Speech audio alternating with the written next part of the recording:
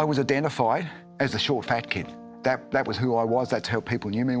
If I wanted to meet someone at the airport, I'd say, "Oh, look for the short, fat bloke." I had a beard at some stage. The short, fat bloke with a beard. That's how you'll identify me. I was born in New Zealand. When I was 13, my parents went out to Papua New Guinea as missionaries in Papua New Guinea. Mum and Dad and my two brothers and sisters stayed on in New Guinea. At 16, I came back to boarding school at Longburn College.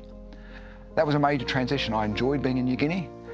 Longburn was okay. It was a great school, but I struggled to fit into the culture back home again. And I got a job working as the pot boy in the kitchen at Longburn College. And that exposed me to as much food as I could possibly eat. And I took full advantage of that. And I put on probably about 20 kilos during the time I was at Longburn College. When I got married, I weighed in at about 95 kilos. And then gradually the weight continued to build up. I got to the point about 10 years ago where I weighed around 110 kilos. I went and saw the doctor. They did some blood tests. My fasting blood glucose was 6.5, which is borderline type 2 diabetes. My cholesterol was 8.2, which is very, very high. My blood pressure was 160 on 125. And the doctor said to me, "You need to lose some weight, Paul." And I said, "Yeah, right, I've lost tons of weight in my life, but every time I lose weight, the weight would come back on again." A couple of years earlier, my mum had died, and I'd had to confront some issues. Mum was a great mum. There was never any abuse or that sort of thing, but I'd always felt that Mum loved my brother more than she loved me. I'd never felt that I was good enough for Mum.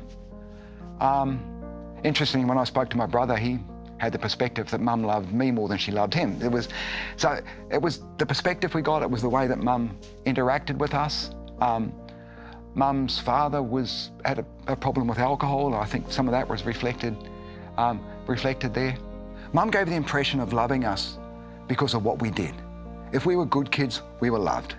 If we weren't good kids, she didn't love us. Look, an example, my younger sister got her ears pierced, and she came home with her ears pierced, and Mum called her a tramp and wouldn't speak to her for 3 days. That was Mum's way of dealing with light. If we didn't keep our bedrooms tidy, Mum would come down. If we got really good marks at school, Mum would love us.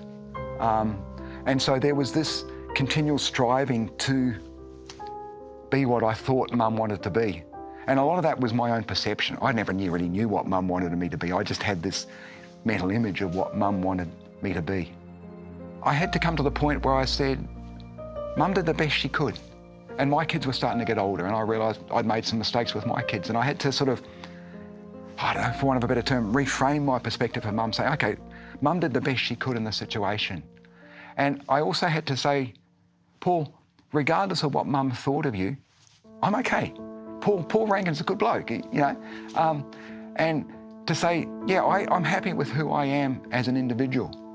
And it wasn't until I got to that stage where I said, okay, Mum, you made some mistakes, you weren't perfect, that's fine, I'm happy to accept you for who you were, forgive you for what you were. And then say, Paul, you've done some stupid things too, but you're okay. I can handle that, I can live with that.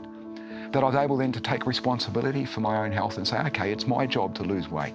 Sonia, my wife, had spent 20 years nagging me to lose weight. It kept her skinny, hadn't done anything at all for my weight. And it was then that I was able to say, okay, I'm going to actively do this. And I took 3 months long service leave, and I said to Sonia, I'm going to lose weight. She said, yeah, right, I've heard that before. And about 3 weeks in, she thought, oh, he's serious. And the whole family on the long service leave got in, and I was able to lose 18 kilos in the 3 months of long service leave. I've now lost a total of about 35 kilos in weight. But it wasn't until I got to that point where I was able to accept myself, accept my parents, that I was able to maintain that weight loss. That 10 years ago now, I now sit around the 73, 75 kilos. The choice to forgive, the choice to deal with those issues in the past, say, look, I can forgive that, I can move on beyond that, is what enabled me to maintain my weight loss. If I had maintained that weight loss now, I would be getting into major health problems at this stage. Everybody should forgive them. Look, everyone's got to take their own journey, but the advantages of forgiving yourself, being able to say to yourself, I'm who I am, and I'm happy with that. And I enjoy being who I am. Gives me the freedom to go on adventures, to step out, to not have to worry about what other people think about me, to not have to perform for that other person, to say, I'm performing for me.